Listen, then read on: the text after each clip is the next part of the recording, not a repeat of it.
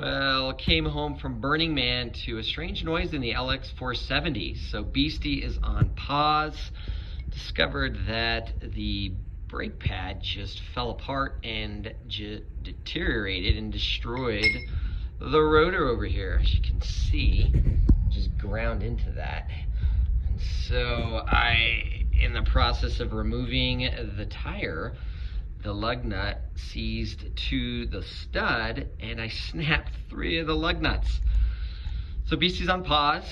I gotta replace all of that on both sides. And as I was looking at Beastie, I noticed that it too had a pretty big problem in the back there regarding the sway bar. So anyhow, I'll be getting back to these projects and hopefully getting it up and running here shortly. Love you guys. Hope you're having a great week.